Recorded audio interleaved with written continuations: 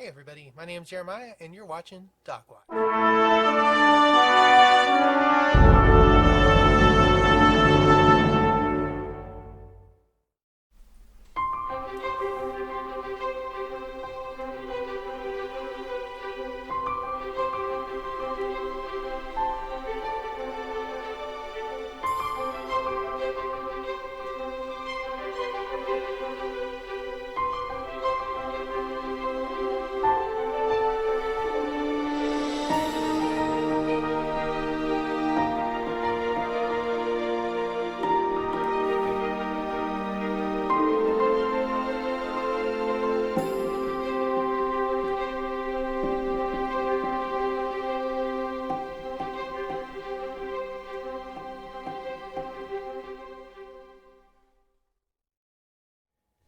Hey there, welcome back. It is Jeremiah here at DocWatch. So glad you could join us. I'm so happy for the people that have already followed and liked my page. If you would, please make sure you subscribe on YouTube to the Teaching Day podcast page. That's where you'll find the home of DocWatch. And we'll be doing these episodes every weekend. Probably they'll be releasing on Sunday, sometime at Sunday. I haven't set a time yet, but that's what's going to happen in the future. Um, and so I appreciate you for coming with us today. Uh, still got another week. I still have a week before classes begin. Really getting excited. I started reading some of the book, Learning Theories by Dale Shunk. Read through chapter 1 and began chapter 2. Although I did look at the syllabus, and they kind of cherry pick a lot of the stuff from the book. It's not all reading, but I will probably read through the whole book if I have enough time. But chapter 1 talked about the basically the history of learning theories, the study of learning, going all the way back to like Plato, Greek philosophy, the idea of rationalism versus empiricism. Okay, rationalism by Plato was the idea that knowledge derives from reason without recourse to the senses, versus empiricism reflects the idea that experience is the only source of knowledge. So very two conflicting theories here, and it's interesting that, you know, as a history teacher, I talk about Plato and Aristotle all the time. Plato was obviously Aristotle's mentor. So, but also it includes some other philosophers, John Locke, um, in here as well. That was something I didn't know so much about. I mean, like John Locke, obviously famous for his ideas that inspire the Declaration of Independence, but also has an impact on education theory as well. Also, it included a discussion of structuralism versus functionalism. Structuralism reflected empiricism, because it represented a combination of associationism with an experimental method. So structuralists believe that human consciousness is a legitimate area of scientific investigation, and they believe that the structure or makeup of mental processes.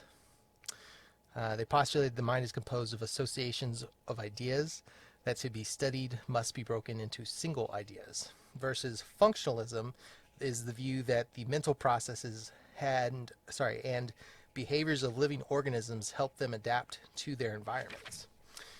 So again, it was interesting. Then it goes on to talking about the different types of research, the different methods of research that you could use, you know, direct observation, oral responses, surveys, written responses, self-reports.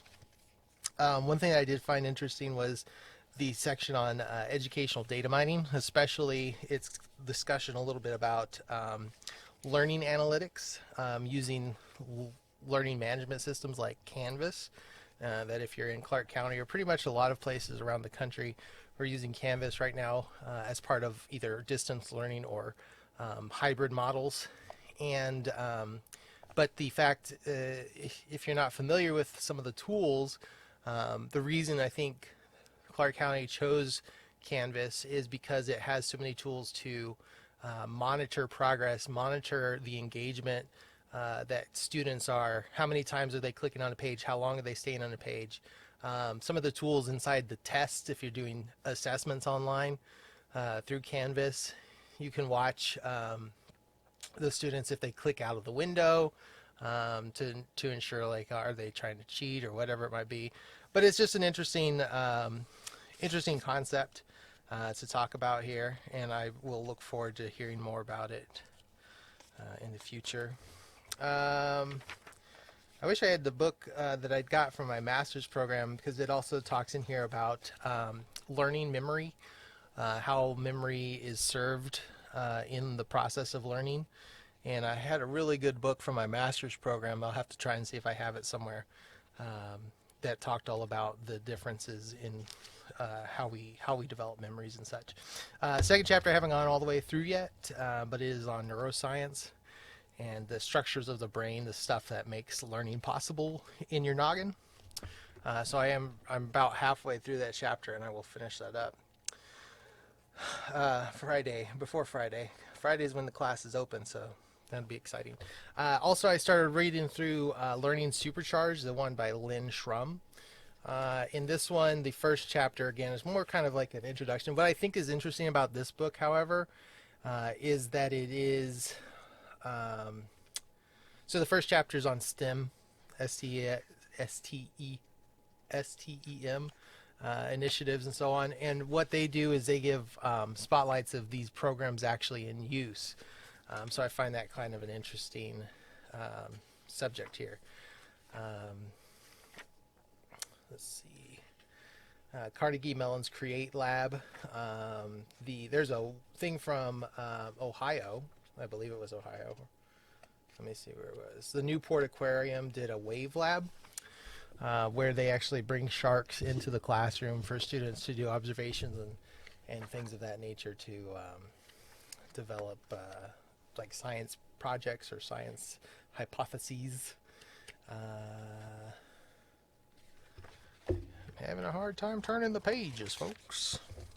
But these are interesting because about half of the chapter are actual real life examples that are being practiced out in the world. So it also has some really good resources at the end of the chapter if you want to look at more things that they're talking about in here. So I am excited to get to chapter 2, because if you watch the first episode and I kept saying marker spaces, it's maker spaces.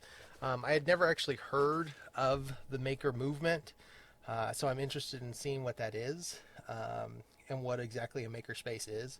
So I will probably do some in-depth stuff on that next weekend if you're interested. But looking forward to school starting. It's been a minute since my master's. I finished my master's from Concordia back in 2016, so 4 years. I did one semester for WGU, I talked a little bit about last week, and I just wasn't a fan of their program. It didn't have enough structure. It was too free form and not... I don't know. I've kind of blocked it out. I know it was, just really just like a syllabus, and you turn the stuff in. You don't really ever get engaged with your other classmates, and I never really had an interaction with a professor, so to speak, that I can remember. I know they had them. Like, I know in order to finish one of the classes, I had to set up a time with one of them because I just wasn't getting it. So I will give them that if you do need some of that like one-on-one help, it is possible to get it. But again, I don't know if the motivation wasn't there at the time or what. I know I was dealing with some health issues at that time too. So there was a lot of stuff, but I didn't feel thrilled overall with WGU. Not to say they're not a great university. I know some folks who've done several programs with them and have had great success. The nice thing about WGU is if you are motivated or you have a lot of they call it like competency-based learning. So if you have a lot of experience already in the subject, then you can skip a lot of the stuff because it should be like common knowledge to you. But if you're coming in fresh, it seems, for me at least, was a little bit more difficult trying to get into the special ed aspect of things. So again, it's great. You can complete as many courses as you want at WGU in a semester, all for one flat rate. So if you say you sign up for 6 credits for the semester, but you get done with those 6 credits in like 2-3 weeks, you can sign up for another 6 and just pump them out as many as you can in that semester time. So value-wise, it's very good if you are able to complete it.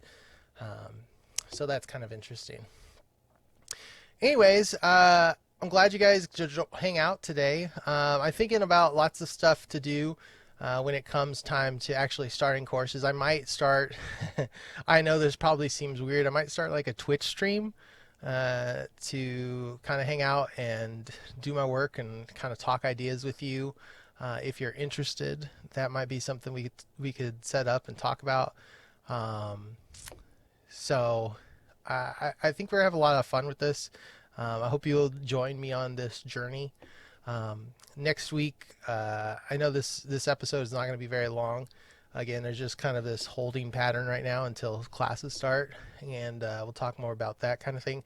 In the future, I do want to talk about, what kind of careers I'm looking at. Why did I choose instructional design and technology, things of that nature. But right now, I'm just kind of getting hyped up, getting psyched out for these classes to begin. And yeah, I've had some interactions with people already, and I appreciate you. Please send me a message on Facebook, or you can send the Teaching Aid pod class a message, and I will get those. I'll take a look at them. And what are some topics you want to talk about, or what kind of things you want to hear me talk about on this show?